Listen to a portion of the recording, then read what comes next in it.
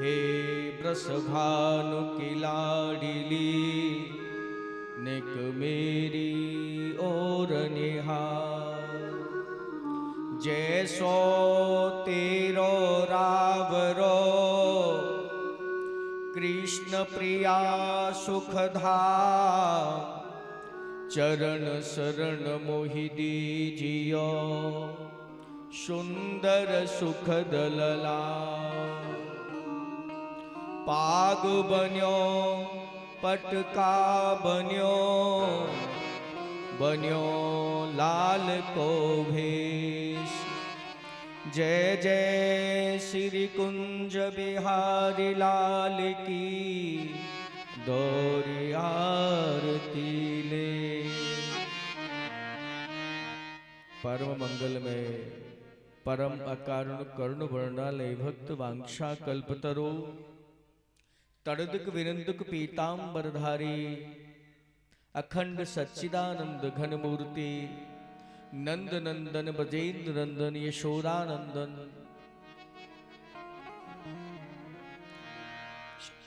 की वांगमयी मूर्ति श्रीमद्भागवत महापुराण कल कल निनादनी छल छल पावनी गंगा यमुना और सरस्वती की बहने वाली निर्मल धारा, जिसमें भक्ति और ज्ञान और वैराग्य में अवगाहन करने के लिए, अपने जीवन को धन्य करने के लिए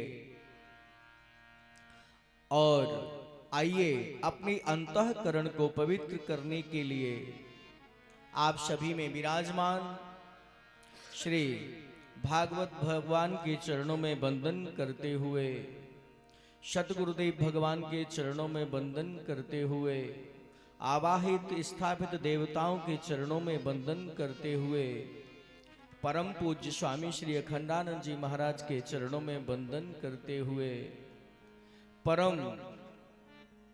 परम पूज्य श्री उड़िया बाबा महाराज के चरणों में वंदन करते हुए, परम पूज्य श्री ब्रह्मचारी जी महाराज के चरणों में वंदन करते हुए, ब्रजवासियों के चरणों में वंदन करते हुए, विप्र ब्राह्मण संत वृंदों के चरणों में वंदन करते हुए, आइए अपने मन को पवित्र करने के लिए, अपने मन को इस संसार से हटा करके भगवान में लगाने के लिए, हमारे हृदय में ऐसा हमारा मन हो, मन हमारे हृदय में भगवान राधा कृष्ण की युगल छवि का दर्शन करे। आइए बड़े भाव के साथ में श्री राधे राधे गोविंद गोविंद राधे, जय राधे राधे गोविंद गोविंद राधे, राधे राधे गोविंद गोविंद राधे, जय राधे राधे गोविंद गोविंद राधे, राधे राधे गोविंद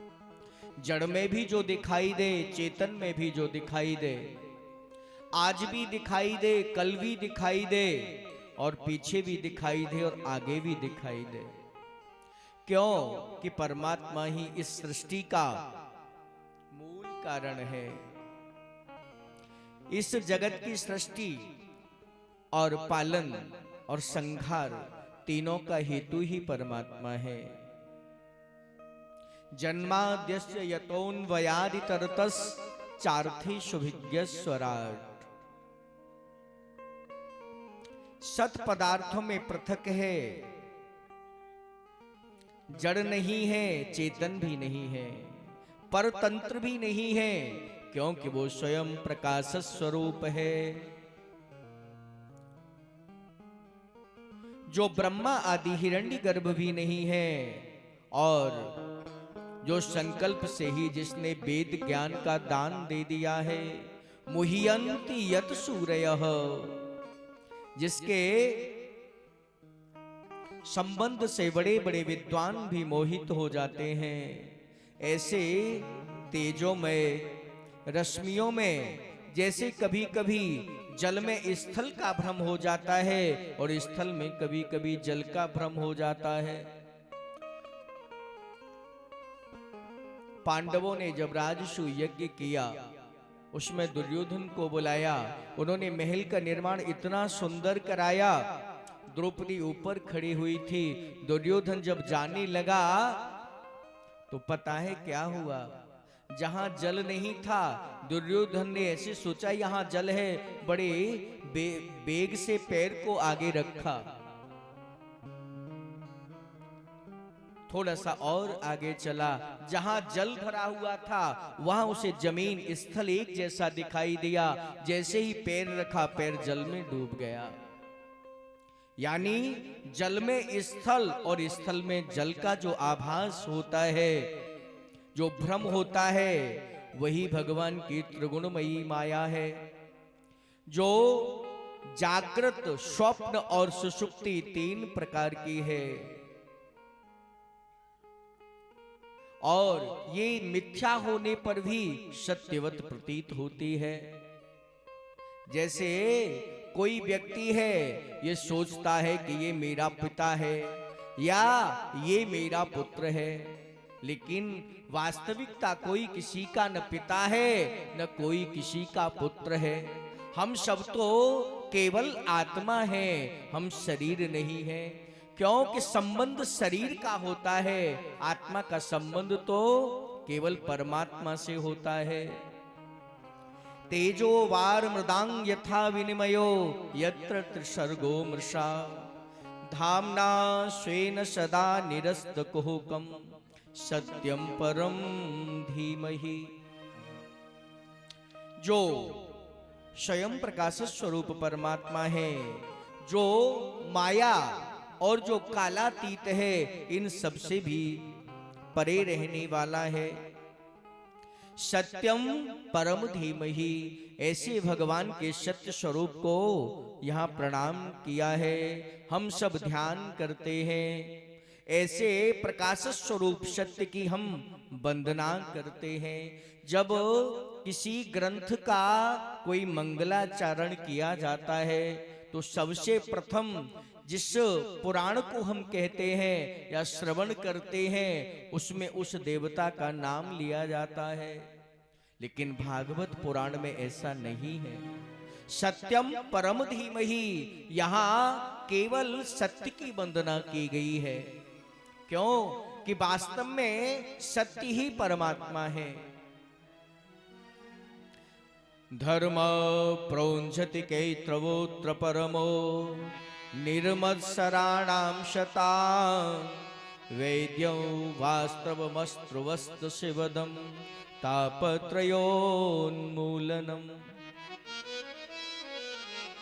महर्षि वेदव्यास के द्वारा निर्मित श्रीमद् भागवत महापुराण में मोक्ष पर्यंत फल की कामना से रहित इसमें धर्म का निरूपण किया गया है। जिससे अंतःकरण शुद्ध होता है, जो सत्य जानने वाला है, जो धर्म जानने योग्य है, जिसे अमलात्मा विमलात्मा योगी जन जिसका ध्यान करते हैं, ऐसे परमात्मा का निरूपण हुआ है। तापत्रयोन्मूलनम, जो तीनों तापों को नष्ट करने वाला है। और किसी साधन से इस शास्त्र का कोई प्रयोजन नहीं है।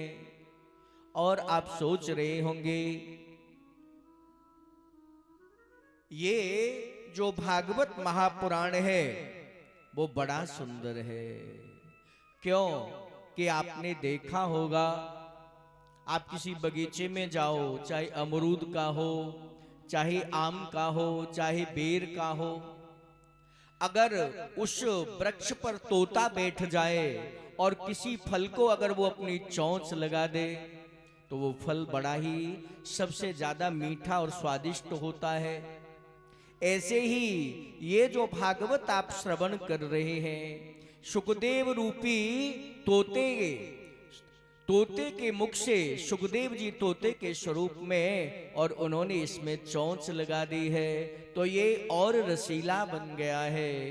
निगम कल्प तरोर गलितम फलम शुक मुखाद अमृत द्रिव संयुतम पिबत भागवतम रसमालयम मुहुरहो रसिका भुवि भावुका।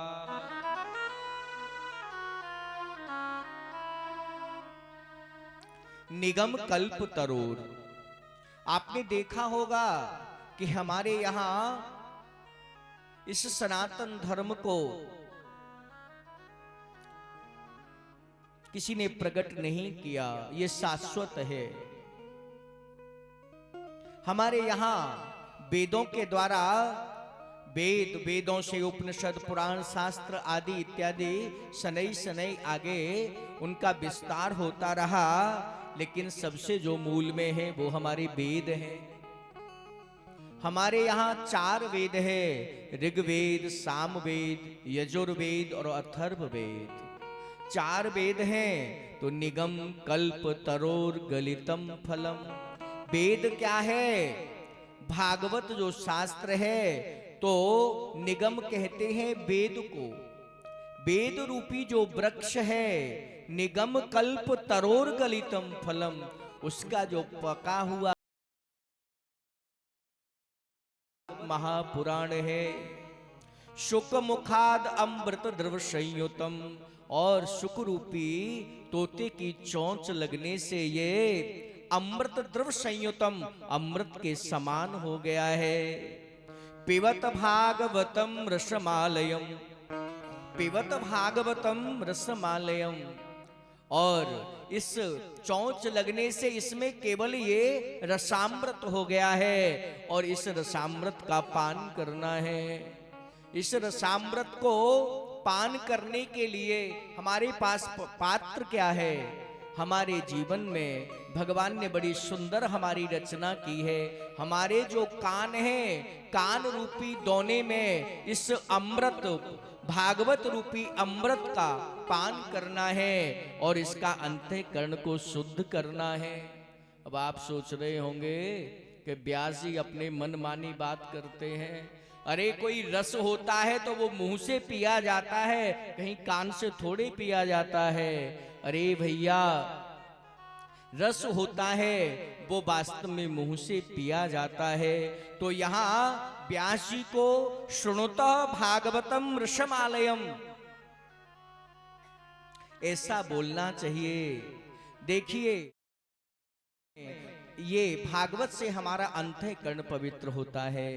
हमारे शरीर रूपी इस शरीर में, हमारे अंतःकरण में जो आत्मा रूप से परमात्मा का जो अंश विद्यमान है, उसको ठीक करना है। तो हमारे कान रूपी कर्ण रंध्रों के द्वारा हमारे अंतःकरण में प्रवेश करेगा, और हमारा जो आत्मा, जो परमात्मा का ही अंश है, उसको जाकर के उससे पहले मन, बुद्धि, विवेक, अंतःकरण चित्त जितना भी है उसको पार करते करते और ये आत्मा में पहुंच जाएगा। जैसे मान के चलो, आप सोच रहे होंगे कि ये आत्मा को ही क्यों मिलेगा, ये परमात्मा की कथा आत्मा को ही क्यों मिलती है और कहीं क्यों नहीं जाती।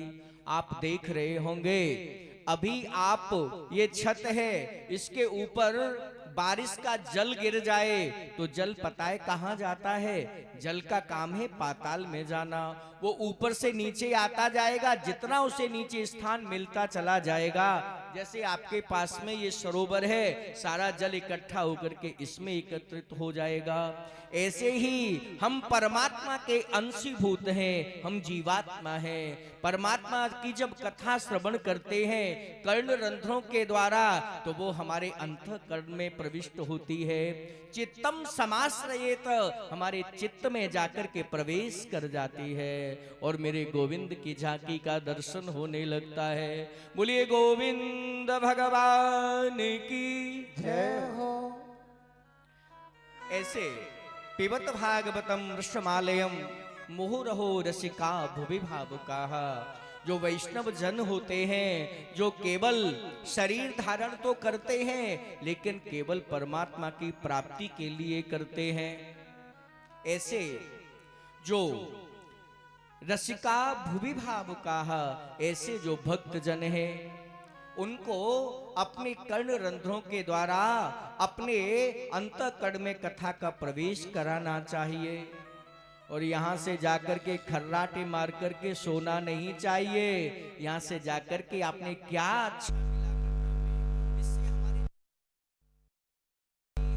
हमारे जीवन में कमी कौन सी है। अगर कमी का हम चिंतन करेंगे, कमी को जब हम अपनी कमी को ढूंढने लगेंगे तो कथा रूपी चिंतन से वो आपकी जो चिंता है वो नष्ट हो जाएगी।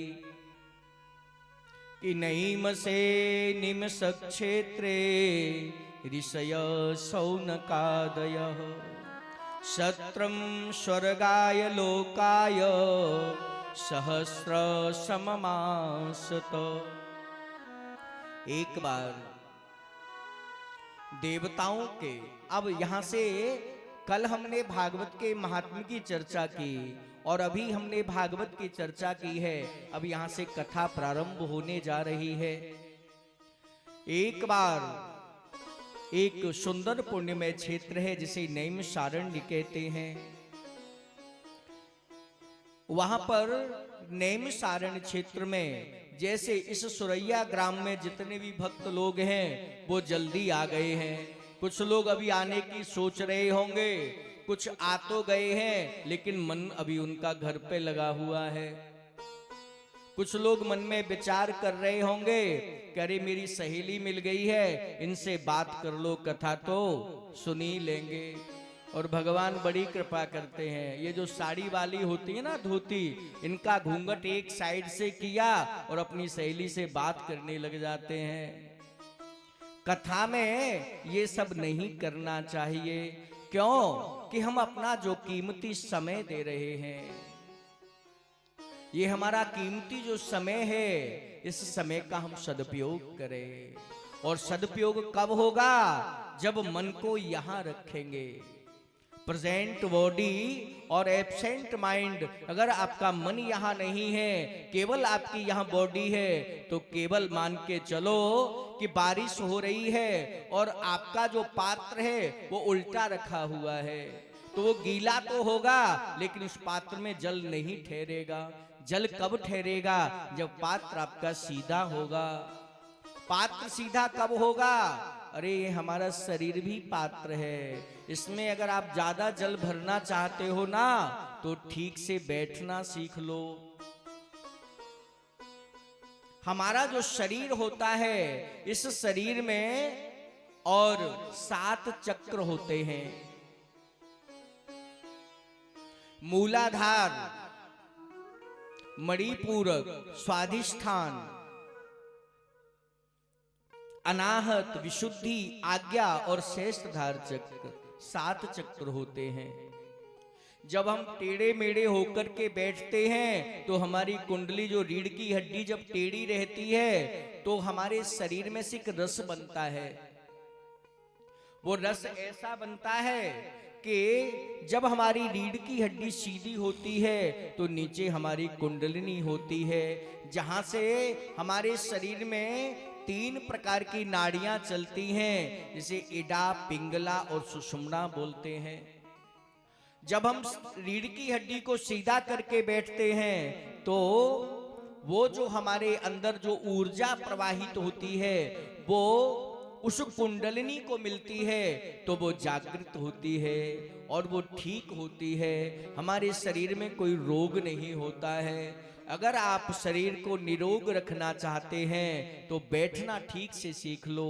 जब बैठना ठीक से आ जाएगा, रीढ़ की हड्डी को सीधा करके बैठेंगे तो आपके जीवन में कम से कम रोग आएंगे। बोलिए सतगुरुदेव भगवान की जय। जय श्री राधे।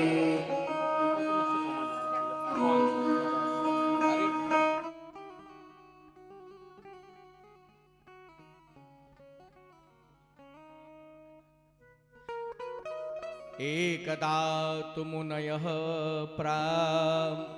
एकदा तु मुनयः प्रातर्हुतहुताग्नयः सत्कृतं सूतमासीन पप्रक्षुं हृदम् आदरात्। एक दिन नेमसारण क्षेत्र में सभी ऋषि एकत्रित हो गए हैं। मन में कोई कामना नहीं है, केवल एक ही कामना है। प्रातः काल संध्या बंदन किया है, अग्निहोत्र किया है और नित्य कर्म से जब निवृत्त हो गए हैं तो सूत जी का पूजन कर दिया है।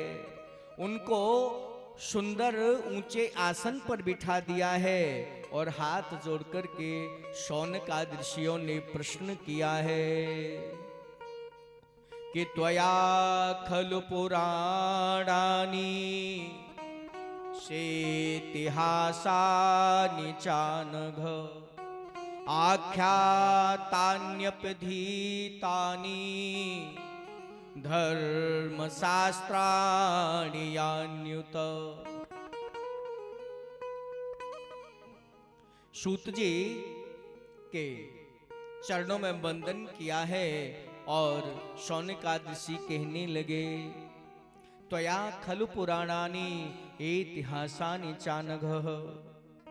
हे सूत जी, आप समस्त इतिहास, पुराण, धर्म शास्त्रों का विधिवत अध्ययन किया है। आप भली बात व्याख्या भी की है। आप बादरायण भगवान के सगुण निर्गुण दोनों स्वरूपों को जानने वाले हैं। मुनियों ने जो कुछ जाना है, उन्हें जिन विषयों का ज्ञान है, वह सब आप वास्तविक रूप से जानते हैं। आपका हृदय बड़ा सरल है, बड़ा शुद्ध और पवित्र है। उनकी आप अपने गुरुजनों के अनुग्रह के पात्र हैं। गुरुजन अपने प्रेमी शिष्य को गुप्त से गुप्त बात को भी बता दिया। आप से केवल हम यही जानना चाहते हैं कि कलयुगों के जो लोग हैं उनकी आयु भी बहुत कम होगी। साधन करने में कलयुग के लोगों की रुचि नहीं है। जीवों के परम कल्याण का सहज साधन क्या होगा? जीवों के साधन का निश्चय क्या करना चाहिए? आप तो संत समाज के भूषण हैं और लोग कलयुग में नाना प्रकार के विघ्न बाधाओं से भी घिरे रहते हैं। शास्त्र भी बहुत से हैं, परंतु उनमें से निश्चित साधन क्या है? अनेक प्रकार के कर्मों का वर्णन है, साथ ही उनका एक अंश सुनना भी कठिन है। क्यों? वेद शास्त्रों में तो अथाह समुद्र भरा हुआ है और उनका अंश भी व्यक्ति नहीं सुन सकता, क्योंकि कलयुग के लोगों के ऊपर समय नहीं होगा।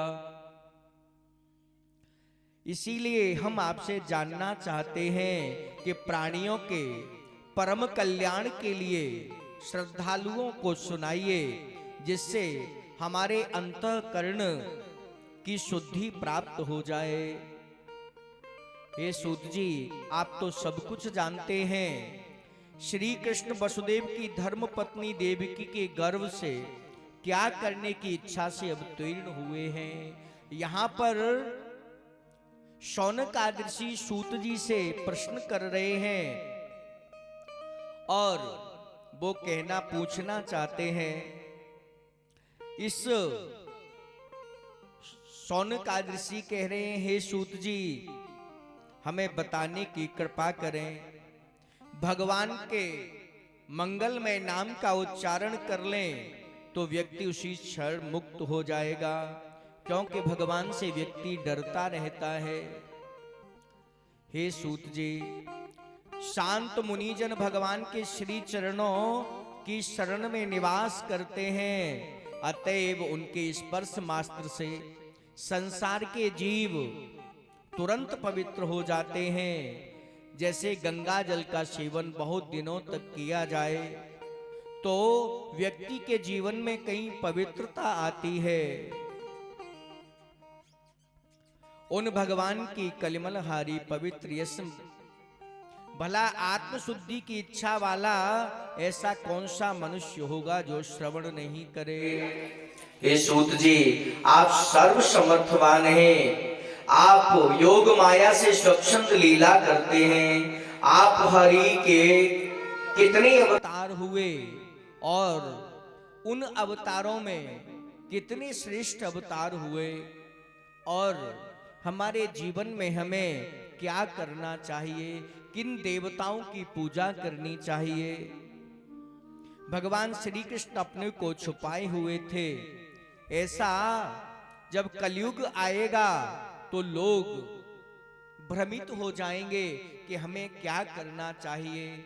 इसका भी आप हम सभी को कथा के माध्यम से श्रवण कराने की कृपा करें। कलयुग में अंतःकरण की पवित्रता का नाश हो जाएगा, और उस अंतःकरण की पवित्रता कैसे प्राप्त होगी, उसको हमारे जीवन में हमारा अंतःकरण कैसे शुद्ध होगा, ये बताने की कृपा करें। और शौनक ऋषियों ने कहा कि ब्रूहि योगेश्वरे कृष्ण ब्रह्मण्ये धर्म बर्मणि स्वाम काष्टा मधुनोपेते धर्मः कम शरणं गता। जब भगवान इस धराधाम को छोड़ करके और अपने परम धाम को जाने लगे, ब्रूहु योगेश्वरे कृष्णे, जब भगवान कृष्ण जाने लगे ब्रह्मण्ये धर्म बर्मणि, वो तो सबसे परम ब्राह्मण भक्त योगेश्वर भगवान है। लेकिन जब वो अपने धराधाम को गए, स्वाम काष्टा मधुनोपेतः, श्री कृष्ण ने अपने धाम को पधार जाने पर धर्म क शरणं गतः, वो धर्म किसकी शरण में गया, ये सब हम जानना चाहते हैं। आप कृपा करके बताइए। बोले वृंदावन बिहारी लाल की। कुछ न बिगड़ेगा तुम्हारा हरि शरण आने के बाद, कुछ न बिगड़ेगा तुम्हारा हरि शरण आने के बाद। हर खुशी मिल जाएगी चरणों में झुकने के बाद, कुछ न बिगड़ेगा तुम्हारा हरि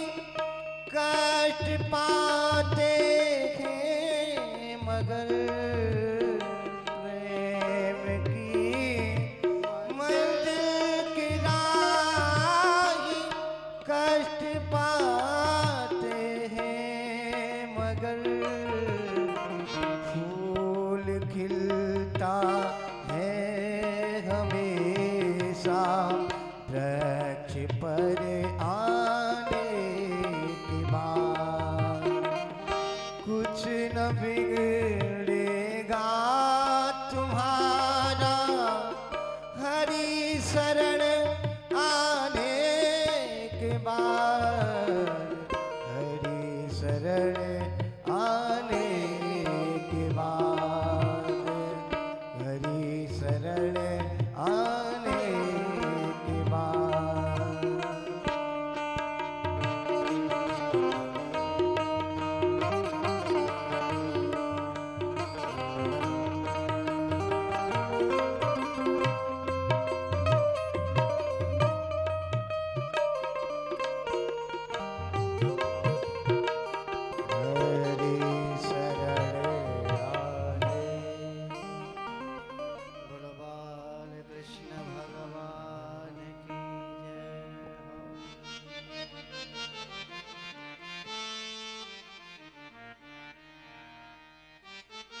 ब्रूहि योगेश्वरी कृष्ण ब्रह्मणि धर्म बर्मणि स्वाम काष्टा मधुनोपेते धर्म कं शरणं गतः। धर्म किसकी शरण में गया, ऐसा सूत जी से शौनकादि ऋषियों ने प्रश्न किया। यहां पर व्यास जी कह रहे हैं, इति संप्रश्न संघृष्टो विप्राणाम रोमहर्षणि प्रतिपूज्य वचस्तेषां प्रवर्तुम उपचक्रमे।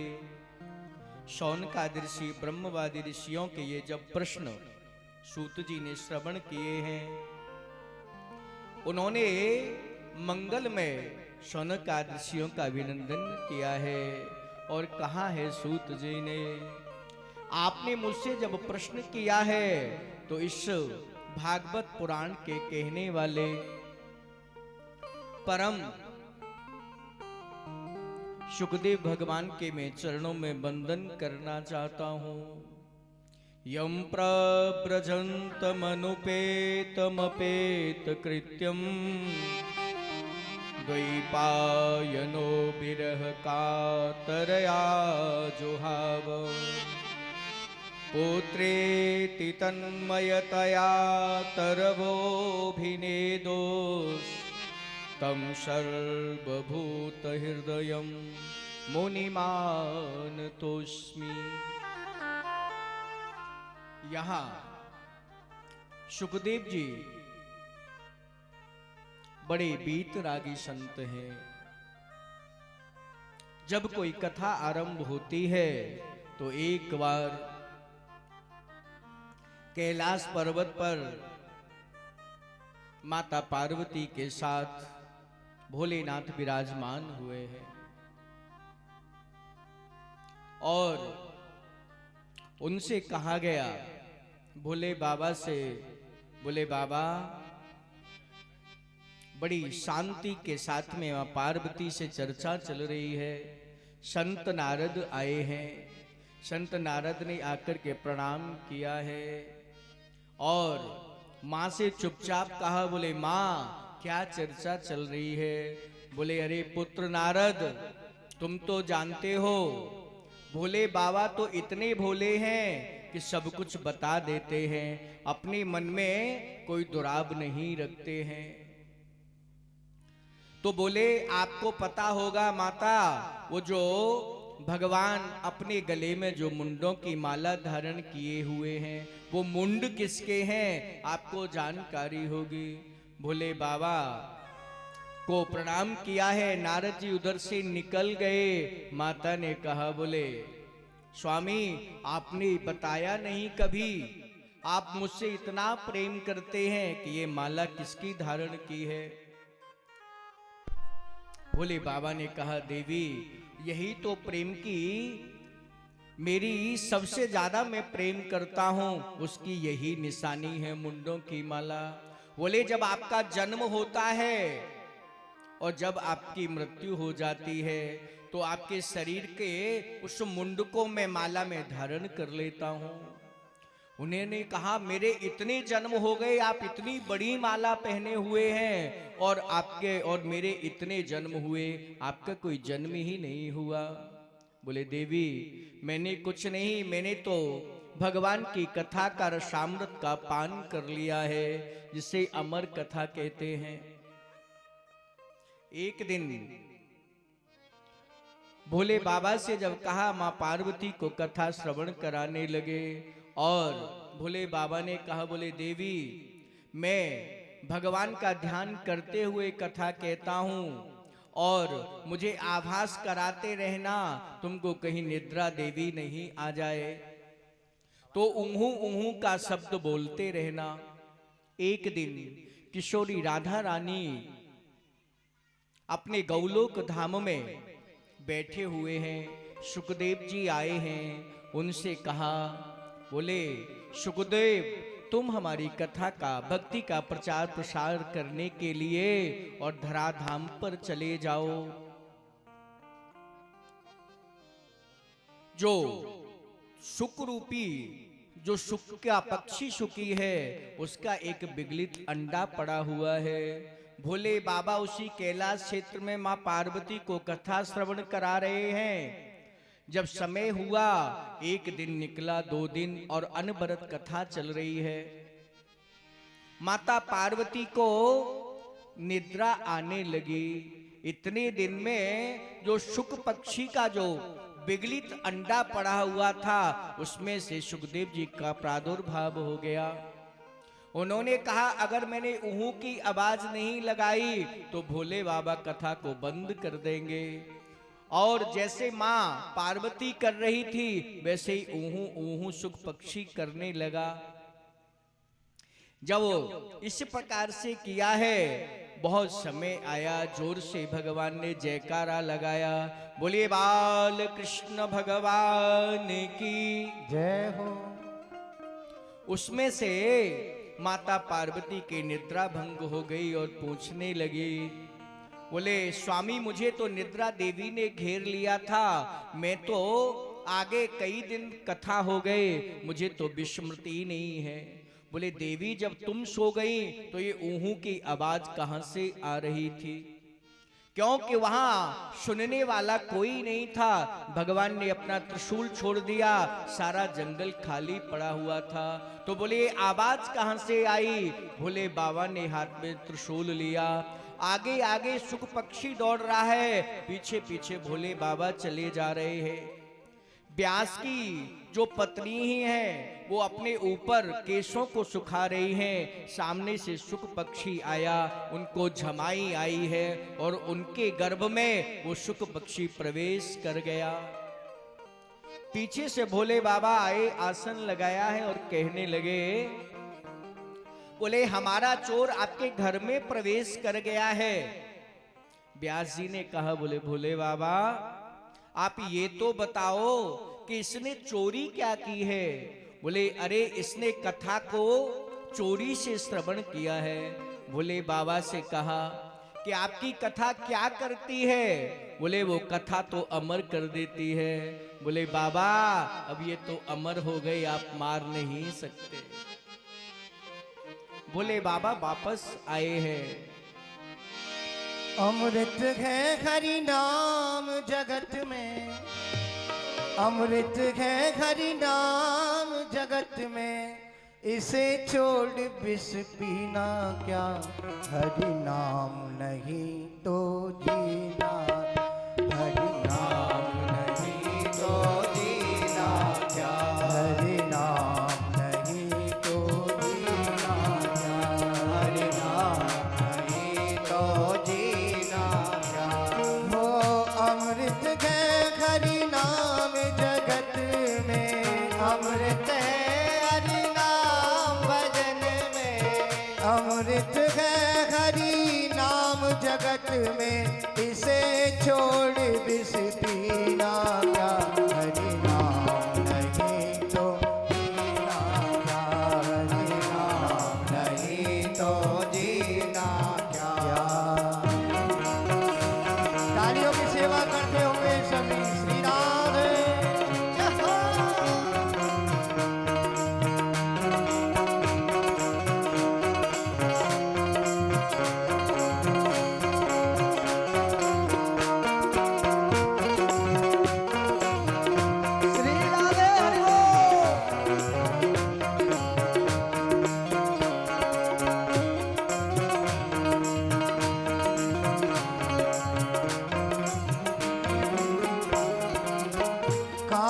सदा अपने रस घोले, ना जाने कब सिर चढ़ बोले, ना जाने कब सिर चढ़ बोले, ना जाने कब सिर चढ़ बोले।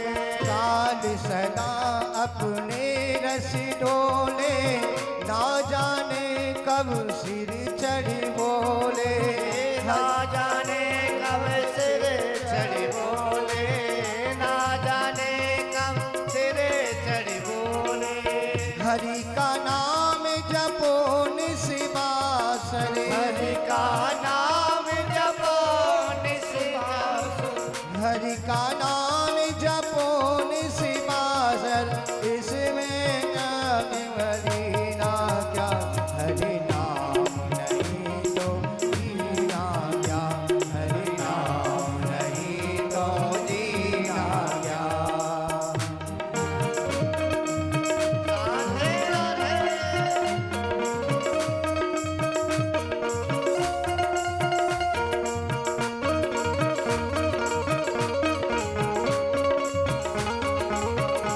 श्री राधे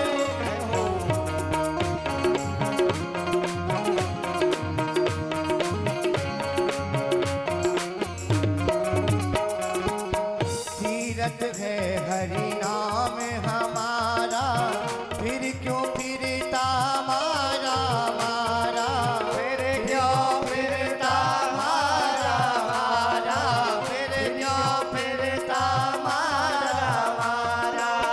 तीरथ है हरि नाम हमारा, फिर क्यों फिरता मारा मारा, फिर क्यों फिरता मारा मारा, फिर क्यों फिरता मारा मारा।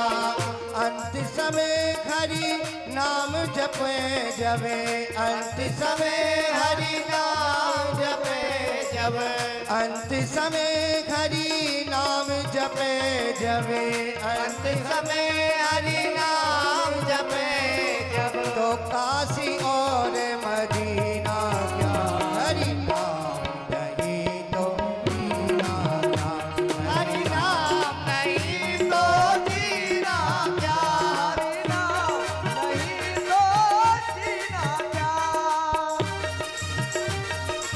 जय श्री राधे। बोलो राधा रानी की।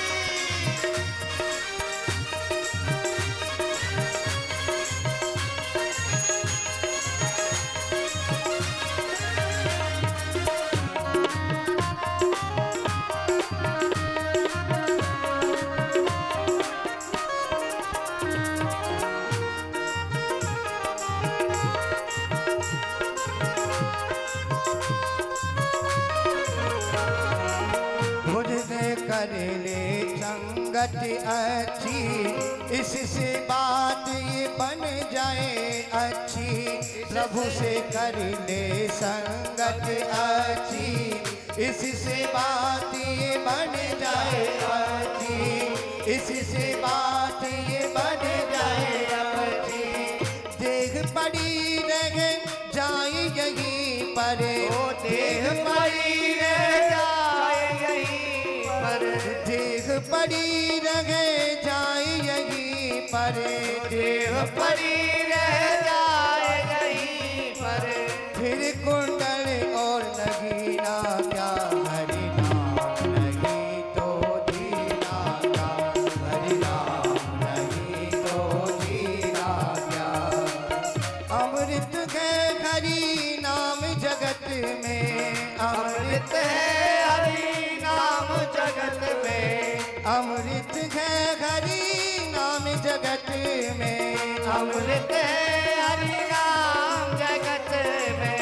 इसे छोड़ के पीना क्या, हरि नाम नहीं तो पीना क्या, हरि नाम नहीं तो जीना क्या। श्री राधे तो जीना क्या।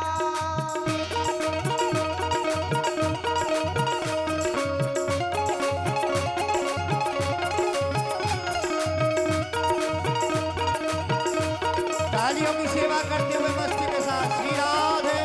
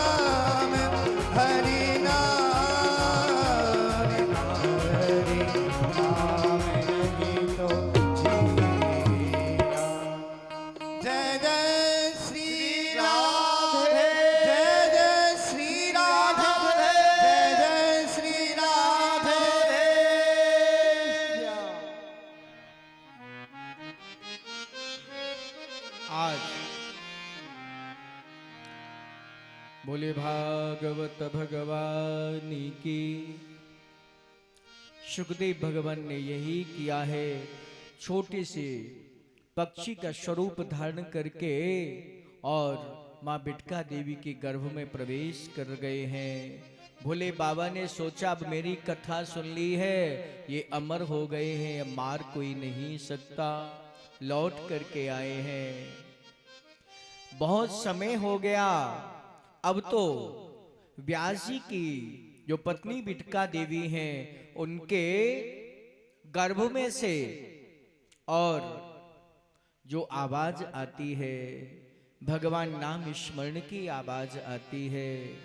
क्यों कि वो तो जानते हैं कि भगवान नाम ही जीवन का आधार है।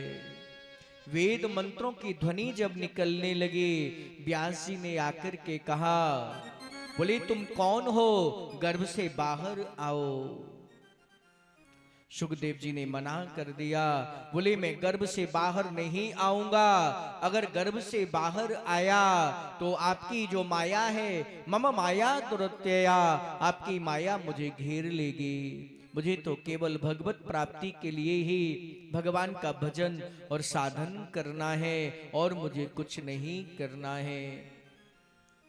भगवान ने आकर के दर्शन दिया और दर्शन देकर के मेरे भगवान ने कहा, बोले तुम गर्भ से बाहर आ जाओ, मेरी माया का तुम्हारे जीवन पर कोई प्रभाव नहीं रहेगा। भगवान ने आश्वासन दिया है, 12 वर्ष की आयु हो गई है, 12 वर्ष तक गर्भ में निवास किया है, बाहर आए हैं और कुछ नहीं किया, नालोक छेदन भी नहीं हुआ, नाल को कंधे पर डाला है, चल पड़े हैं। वृक्षों ने उत्तर दिया है व्यास जी को, ये तो सबके हृदय में विराजमान रहने वाले हैं। ऐसे तम सर्वभूत हृदयम मुनिमान तुस्मि, ऐसे सुखदेव जी के चरणों में मैं वंदन करता हूं। सूत जी ने सुखदेव भगवान के चरणों में वंदन किया है और नारायणं नमस्कृत्य नरं चैव नरोत्तमं देवीं सरस्वतीं व्यासं ततो जयमुदीरये। भगवान का जो गोपनीय रहस्य है उसको भी सुखदेव जी ने वर्णन किया है। ऐसे सुखदेव भगवान के मैं चरण की शरण ग्रहण करता हूं। भगवान के अवतार नर नारायण, मां सरस्वती और वेद व्यास जी को नमस्कार किया है। सूत जी महाराज ने और समस्त विकारों पर जो विजय प्राप्त कराने वाले हैं, ऐसी श्रीमद्भागवत का पाठ प्रारंभ किया है। सबई पुंसाम परो धर्मो यतो भक्तिरधोक्षजे अहेतुक्य प्रतिहता ययात्मा संप्रसीदति। सूत जी ने कहा, बोले शौनकादिशियों, आपने जो प्रश्न किया है वो भगवान से संबंधित, भगवान कृष्ण से संबंधित प्रश्न है। इससे भगवान के से कोई व्यक्ति किसी प्रकार से संबंध जोड़ लेता है तो उसकी आत्मशुद्धि हो जाती है। आपने पूछा था कि आत्मशुद्धि कैसे होती है। मनुष्य के लिए आपने प्रश्न किया था कि धर्म, मनुष्य के लिए सर्वश्रेष्ठ धर्म क्या है। सूत जी कह रहे हैं, बोले शौनकादिशियों, मनुष्य के लिए सर्वश्रेष्ठ धर्म केवल एक है, जिससे भगवान की भक्ति बन जाए, जिससे भगवान के चरणों में अनुराग हो जाए और वो भक्ति की डोर जो है, भक्ति की लगन है, जो कभी टूटे नहीं, नित्य निरंतर बढ़ती चली जाए। और ऐसी भक्ति से हृदय में आनंद स्वरूप परमात्मा की उपलब्धि हो जाए, हमारा जो चित्त है वो उनसे जुड़ जाए। और जैसे ही हमारा परमात्मा से संबंध जुड़ता है, हमारा परमात्मा से चित्त जुड़ता है, तो हमारे जीवन में ज्ञान और वैराग्य का आविर्भाव हो जाता है। ऐसे ही मनुष्य के हृदय में भगवान की लीलाओं के प्रति अनुराग हो जाता है। और ऐसे समझ लो, अगर भगवान की लीला कथा में आपका अनुराग नहीं हुआ तो आप आए, आप बैठे, आपने समय दिया, खर्चा किया, जो कुछ भी व्यवस्थाएं वो सब की, लेकिन अगर आपका परमात्मा के प्रति अनुराग नहीं हुआ था, अनुराग अगर नहीं होता है तो वो केवल निराश श्रम ही श्रम है और इसके अलावा कुछ नहीं है। जैसे धान कूटने पर धान का जो भूसा रह जाए उसको आप कूटते रहो तो उसमें केवल श्रम ही है, क्योंकि चावल तो पहले ही निकल चुका है। भूसे को कूटने से कुछ नहीं होगा। इसीलिए अगर हम भगवान के प्रति हमारा अनुराग होगा, परम पूज्य श्री उड़िया बाबा महाराज कहते थे कि आपने भगवान की लीला को श्रवण किया, कथा को श्रवण किया, अगर लीला कथा में आपका अनुराग होगा तो आपके नेत्रों से अश्रुपात होगा। तो आप समझ लें कि हम भगवान के प्रति हमारा अनुराग हो रहा है और अपनी जड़ बुद्धि में बैठे रहे और केवल कथा को सुना, अनुराग नहीं हुआ, प्रेम नहीं हुआ, भगवान के प्रति वात्सल्यता नहीं आई और आपका मन संसार में ही भ्रमित होता रहा, तो कुछ नहीं हुआ, केवल वो समय की बर्बादी है। कि कामश्चनेन्द्रिय प्रीतिर्लाभो जीवेत यावता जीवस्य तत्व जिज्ञासा नार्थो यस्येह कर्मभिः। आप सोच रहे होंगे, सूत जी कह रहे हैं, बोले आपने कहा कि धर्म क्या है, धर्म क्या है? बोले आप विचार करो, धर्म ये नहीं है हमने भगवान का नाम लिया और भगवान का नाम लेने से हमें अर्थ की प्राप्ति हो गई, अर्थ से हमने साधन तैयार कर लिए, ये सब धर्म नहीं है। ये तो विलासिता पूर्ण जीवन जीने का एक अवसर आपको प्राप्त हुआ है। अगर वास्तव में धर्म है तो धर्म केवल एक ही है। धर्म के द्वारा आप भगवान के चरणों तक अपने आप को जोड़ लो और आपको जीवन मुक्त हो जाओ, आपको मोक्ष की प्राप्ति हो। यही सबसे बड़ा धर्म है, इससे बड़ा कोई और धर्म नहीं है।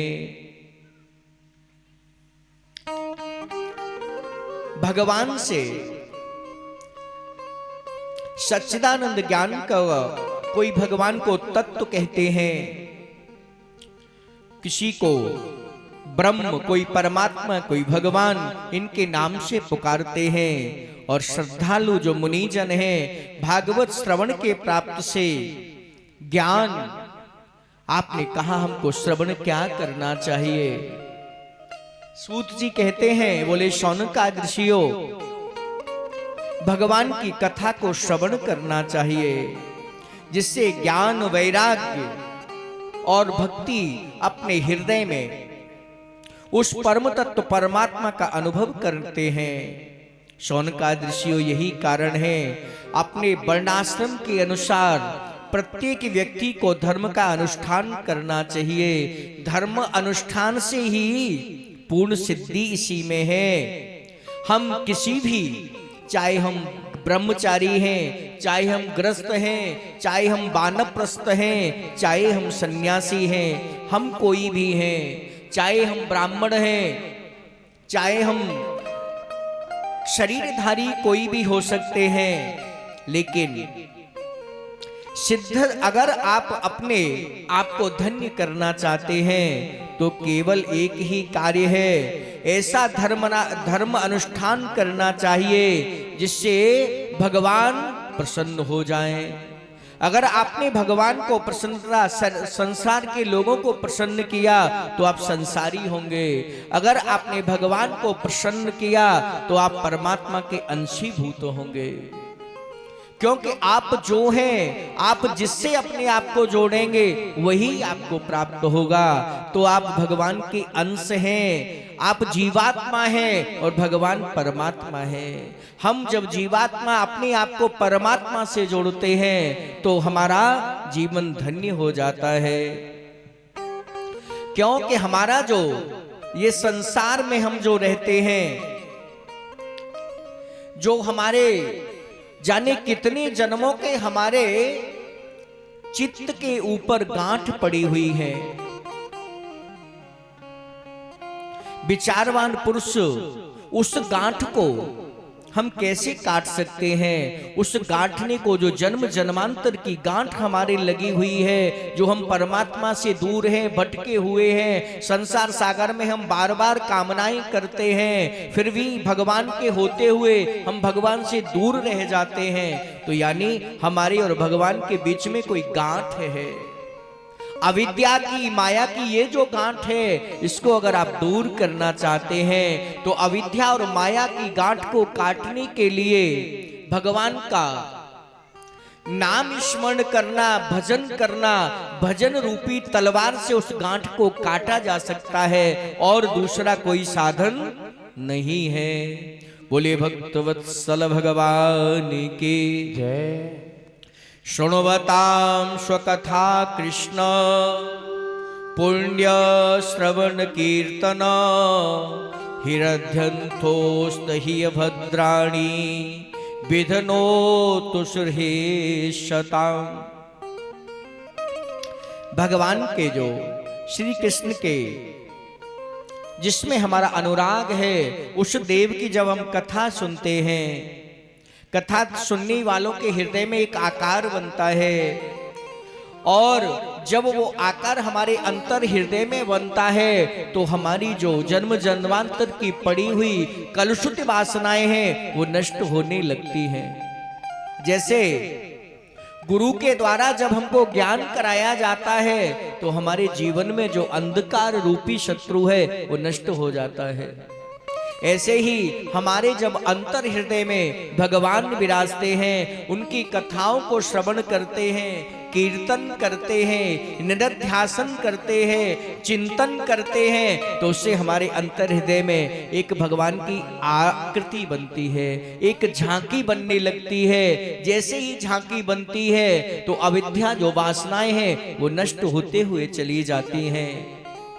शौनकादिर्षियों, हमारे जन्म जन्मांतर की पड़ी हुई गांठें वो भगवान के चिंतन रूपी तलवार से कट जाती हैं। भगवान की कथा श्रवण करने से हमारे अंतर में जो चित्त में वासनाएं हैं वो भी नष्ट हो जाती हैं। जो लोग भगवत भक्तों का जीवन भर सेवन करते हैं उससे भी भावनाएं, वासनाएं नष्ट हो जाती हैं, और भगवान के प्रति हमारा जो प्रेम होता है वो दृढ़ हो जाता है, स्थायी हो जाता है। फिर हमारा मन कहीं डगमगाता नहीं है कि मैंने तो कुछ गलत नहीं किया, मेरे साथ में ये गलत कैसे हो गया। बोले भगवान से कुछ नहीं होता है, अब तो हमें जो करना है वही करेंगे। ऐसी जो हमारे मन का जो कार्य है, संकल्प और विकल्प भी नष्ट हो जाता है, केवल सत्य संकल्प परमात्मा रह जाते हैं। भगवान कृष्ण के जब प्रति स्थायी प्रेम होता है और उसके होने से हमारे शरीर में जो तमोगुण और रजोगुण है वो भी नष्ट हो जाता है, वो भी शांत होता है। जब सतोगुण रजोगुण नष्ट हो जाता है तो हमारे जीवन में केवल सत्वगुण रह जाता है।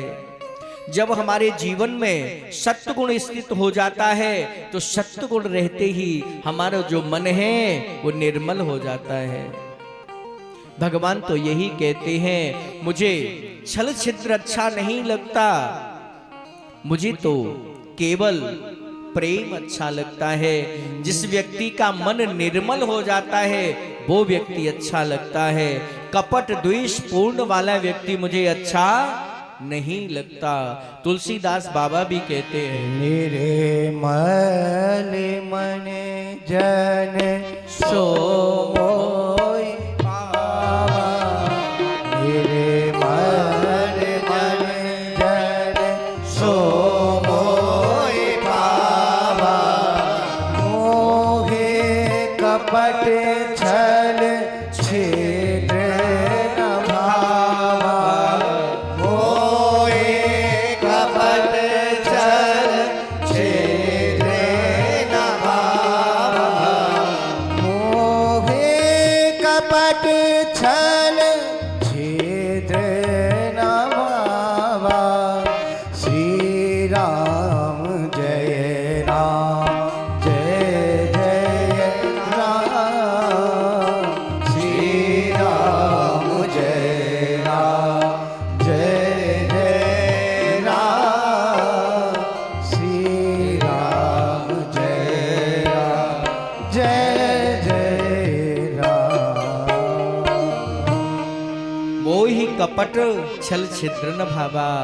जब मन निर्मल हो जाता है, हमारे अंदर रजोगुण और तमोगुण जब समाप्त हो जाते हैं, सत्वगुण जब स्थायी हो जाता है, हमारा मन विकल्प करना छोड़ देता है, सत्य संकल्प परमात्मा का जब व्यक्ति चिंतन कर जाता है तो उसका जो हृदय है वो आनंद से भर जाता है। तब भगवान के तत्व का अनुभव अपने आप स्वयं हो जाता है। हृदय में आत्म रूप भगवान का साक्षात्कार होते ही हृदय में जो अविद्या रूपी गांठ है वो नष्ट हो जाती है, संदेह मिट जाते हैं, व्यक्ति के जो कर्म बंधन जन्म जन्मांतर के हैं वो भी नष्ट हो जाते हैं। इसीलिए सूत जी कहते हैं, बोले शौनक आदर्शियों, बुद्धिमान लोग नित्य निरंतर बड़े आनंद से भगवान का जो कथा श्रवण करते हैं, कीर्तन करते हैं, भगवान का यश गुणगान करते हैं, उससे ही हमारे जीवन में भगवान की आनंद की प्राप्ति होती है। क्यों कि भगवान का आपको सर्वप्रथम सुनाया था, भगवान के 3 नाम हैं, सत, चित और आनंद। आनंद हमारे जीवन में कब आएगा आपने समझ लिया होगा, अविद्या रूपी गांठ भगवान के नित्य निरंतर चिंतन से कट जाएगी। और प्रकृति के 3 गुण हैं, सतोगुण, रजोगुण और तमोगुण। इनके 3 देवता हैं।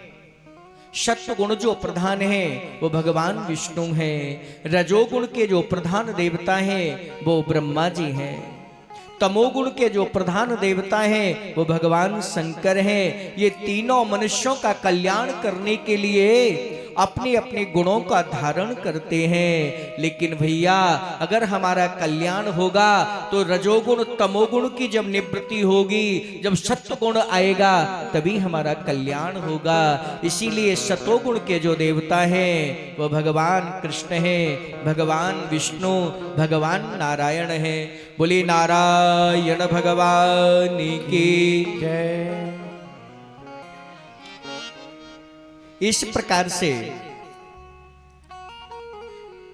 और आपने मुझसे प्रश्न किया था कि जब भगवान इस धराधाम को छोड़कर के और जब अपने गौलोक धाम में गमन करने के लिए उसमें अपने धराधाम में गए तो धर्म किसकी शरण में गया?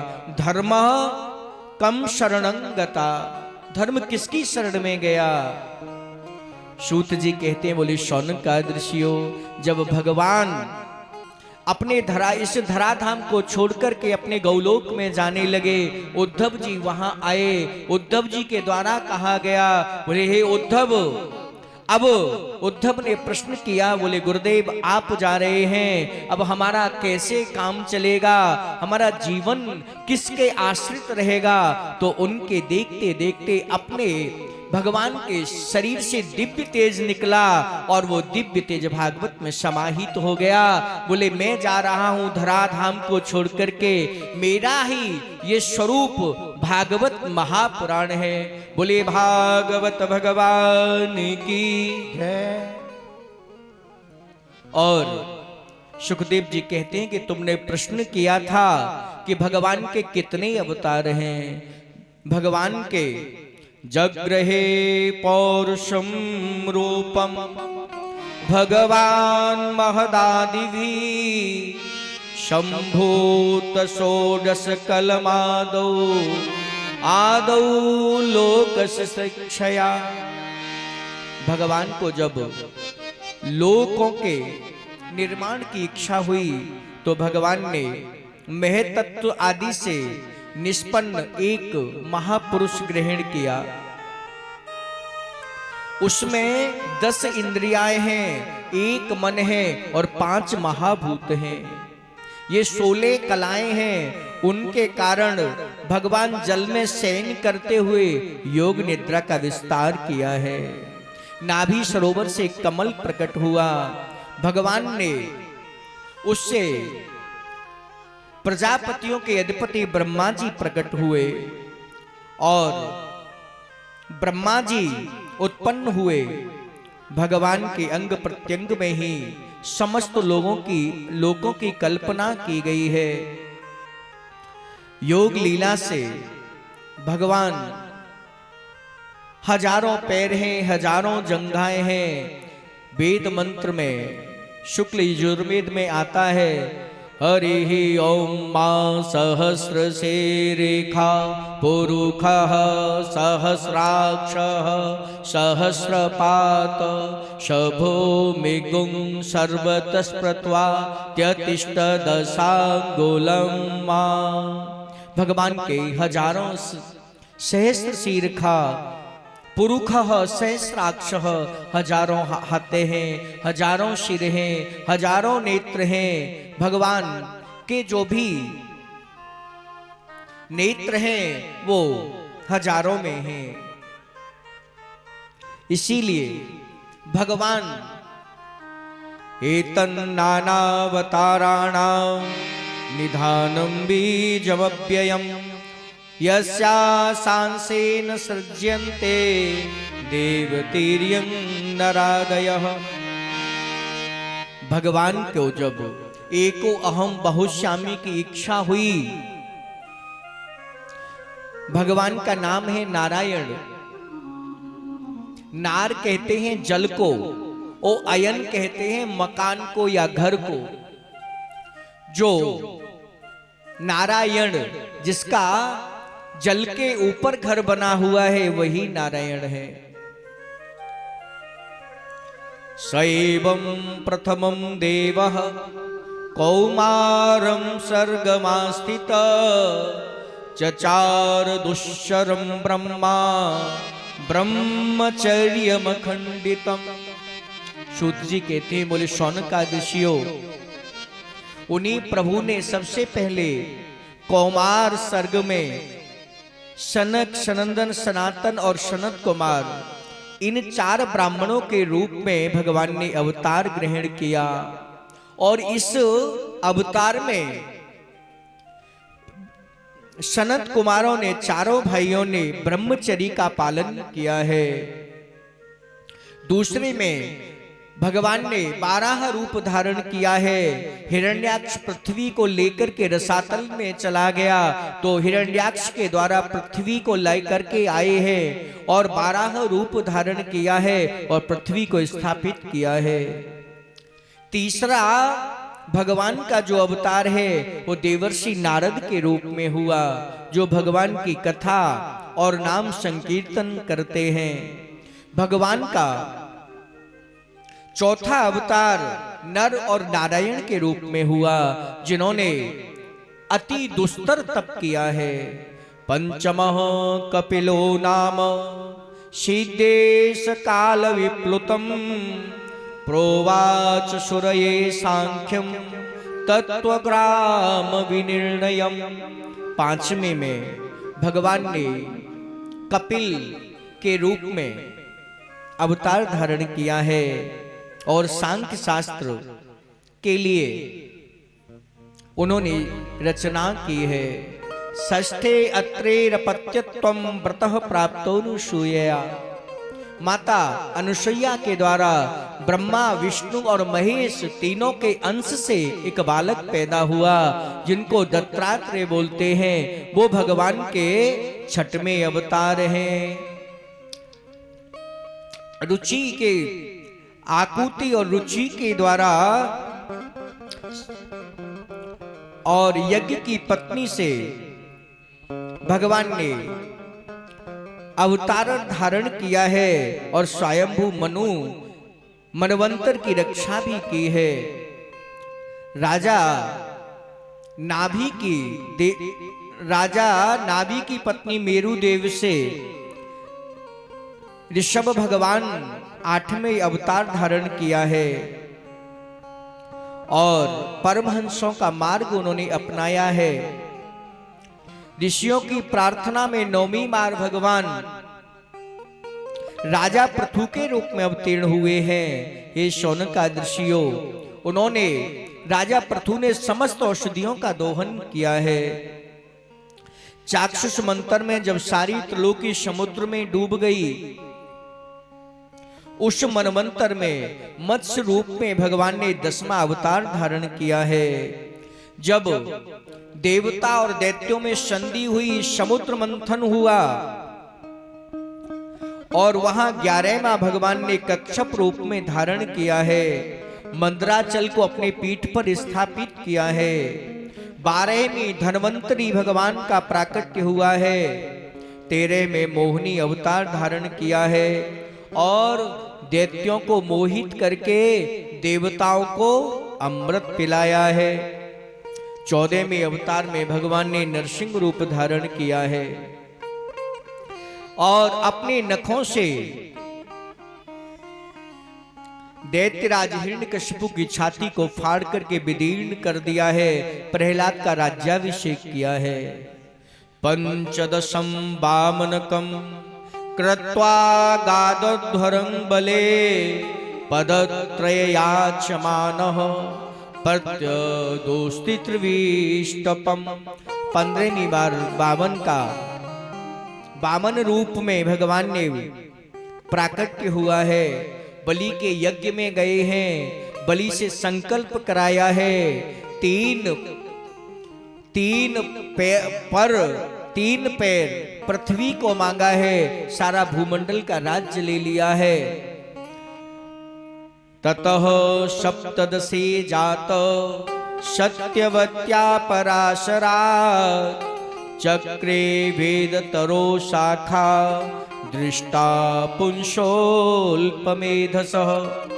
17वें अवतार में भगवान सत्यवती के गर्भ से पराशर के द्वारा व्यास के रूप में अवतीर्ण हुए हैं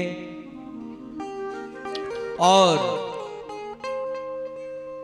उन्होंने 19विंशतमे विष्णु प्राप्य जन्मनि रामकृष्णाविति भुवो भगवान नहरध्वरम। भगवान ने 19 और 20 के रूप में भगवान 19 में राम के रूप में आए हैं और 20वें में भगवान कृष्ण के रूप में आए हैं।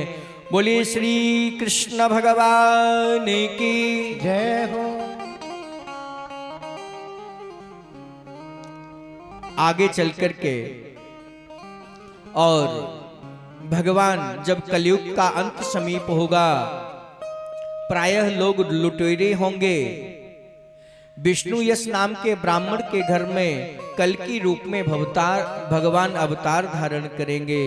शौनकादि ऋषियों, जैसे अगाध सरोवर में हजारों छोटे छोटे नाले निकलते हैं, वैसे ही भगवान के असंख्य अवतार हुए हैं कि नारायण नारद हरि कपिल देव श्री राम हंस हयग्रीव मोहिनी दत्तात्रे सुखधा नरसिंह बावन व्यास जी ऋषभ देव कौमार यज्ञ पुरुष धनवंतरी बुद्धि कल के अवतार प्रथु रोज बाराह पुने श्री कृष्ण चंद्र भगवान परशुराम मत्स्य कमेठे श्री भागवत प्रमाण नमो 24 अवतार को साय प्रात ही आधार पाप न से बहु जन्म के ज्ञान होय भव पार। जो भगवान के 24 अवतारों का नाम प्रातः और मध्याह्न और सायंकाल लेता है वो इस संसार सागर से पार हो जाता है। उसके जीवन के जो पाप हैं वो नष्ट हो जाते हैं। इसीलिए प्राणी मात्र को कुछ नहीं तो कम से कम भगवान के 24 अवतारों के जो नाम है वो जरूर नित्य प्रति पाठ करना चाहिए।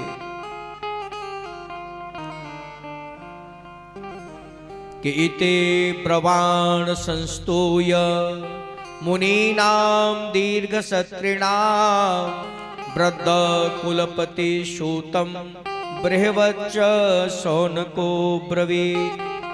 व्यास जी कहते हैं एक बार दीर्घकालीन सत्र में सभी मुनि वयोवृद्ध जितने भी कुलपति ऋग्वेदी शौनक सूत जी बैठे हुए हैं और प्रशंसा कर रहे हैं। वहां सूत जी को देखा है तो शौनक जी ने कह दिया कि सूत सूत महाभाग बदनो बदतांबर कथां भागवतीं पुण्यां यदाह भगवान शुकः। हे सूत जी आप वक्ताओं में श्रेष्ठ हैं, बड़े भाग्यशाली हैं। भगवान सुखदेव जी ने जो कथा कही है वो पुण्य कथा है। उस पुण्य कथा को आप हमें श्रवण कराने की कृपा करें। कस्मिन् युगे प्रवृत्तेयं स्थाने वा केन हेतुना कुतः संचोदित कृष्ण कृतवान संगीता मुनि। वह कथा किस युग में किस स्थान पर और किस कारण से हुई हम सुनना चाहते हैं। सुखदेव जी तो बड़े भेदभाव रहित संसार निद्रा से जगे हुए हैं, एकमात्र परमात्मा में ही स्थिर रहते हैं। व्यास जी जब सन्यास लेकर के और सुखदेव जी का पीछा करते हुए व्यास जी वन की ओर गए तो वहां जाकर के एक सरोवर दिखाई दिया है। उस सरोवर में स्त्रियां स्नान कर रही हैं। आगे आगे सुखदेव जा रहे हैं, जो किशोर अवस्था है। जैसे ही सुखदेव जी आगे गए हैं, सुखदेव जी के निकले हैं तो वो स्त्रियां उस सरोवर में स्नान कर रही हैं बड़े प्रेम से। जैसे ही पीछे से व्यास जी आए और व्यास जी के आते ही वो स्त्रियों में खलबली मच गई और किनारे पर अपने वस्त्रों से अपने शरीर को ढकने लगे। व्यास जी ने कहा, बोले देवियों अभी मेरा पुत्र आगे निकल करके गया है, उस पुत्र को देख करके तुमको लज्जा नहीं आई और मेरे जैसे वृद्ध को देख करके तुम्हें लज्जा आ रही है, कैसी स्त्री हो। उन स्त्रियों ने सुंदर जवाब दिया, बोले आपके जो पुत्र भी आगे निकल करके जा गए हैं उनको तो यही मालूम नहीं है स्त्री और पुरुष में भेद क्या है। आप तो ये जानते हैं कि हम स्त्री हैं और ये पुरुष हैं, आप तो इस भेद को जानते हैं। आपके पुत्र तो परमहंस हैं।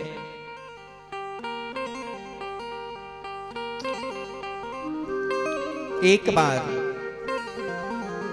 कि अथर्वांगरिष सामी समन्तो दारणो मुनि इतिहास पुराणानां पिता मे रोमहर्षण।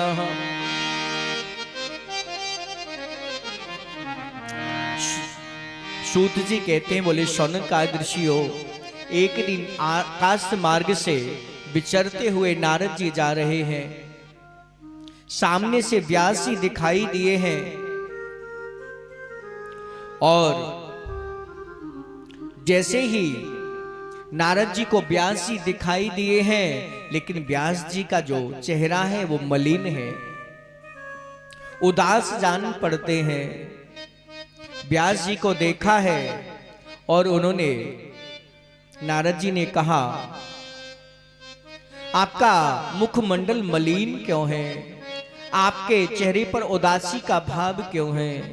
व्यास जी ने कहने लगे, बोले क्या करूं, मैंने 17 पुराणों की रचना की, मेरे एक पुत्र का भी जन्म हुआ, नाल को रख करके और सीधा जाकर के वन में चला गया। जब से मेरा पुत्र गया है, मेरा मन और खिन्न हो गया है।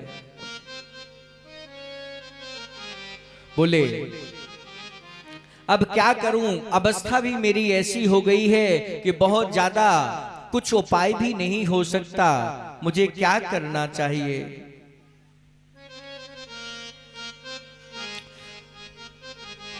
उन्होंने कहा, नारद जी ने कहा, बोले व्यास जी आपको कुछ नहीं करने की जरूरत है, आपको एक काम करना चाहिए।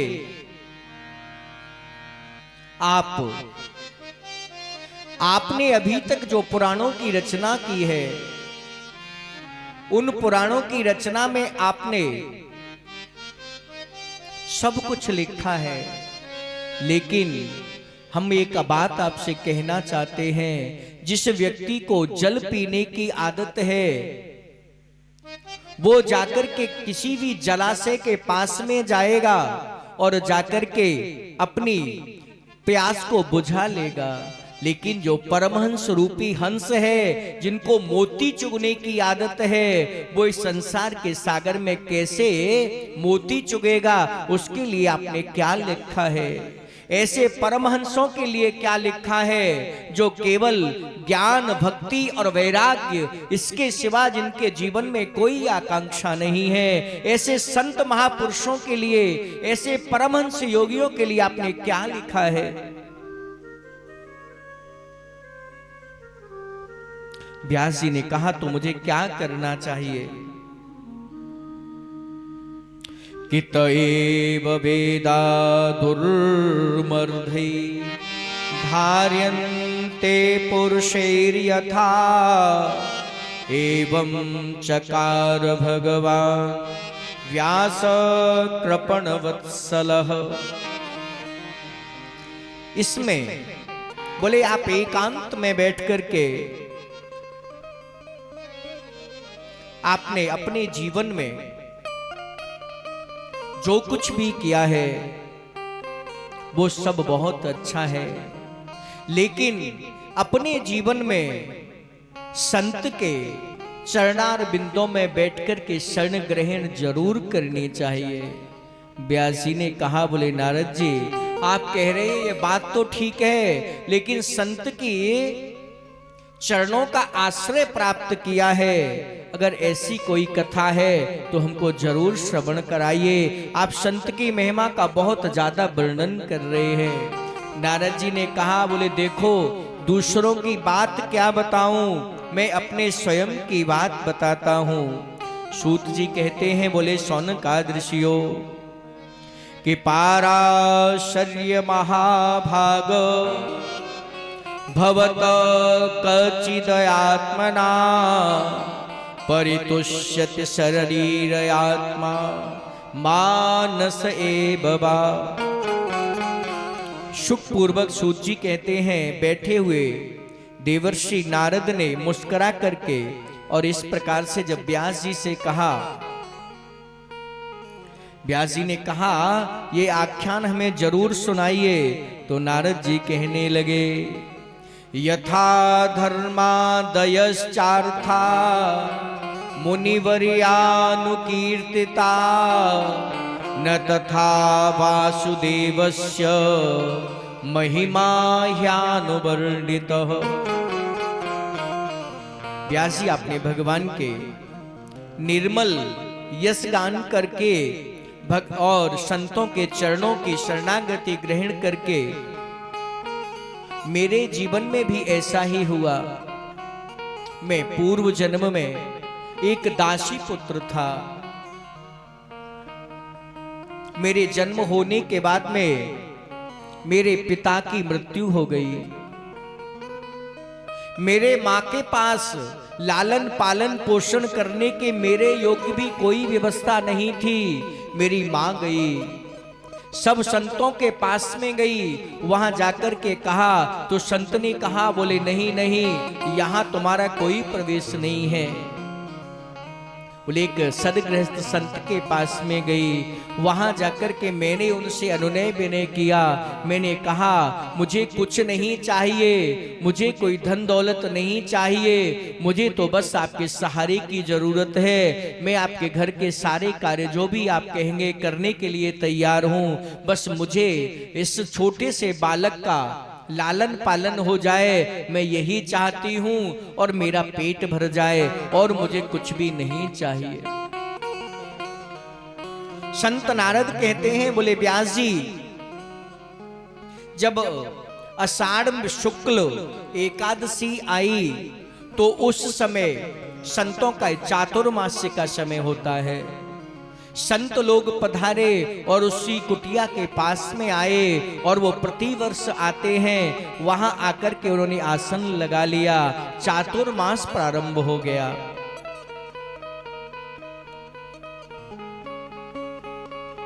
जब चातुर्मास प्रारंभ हो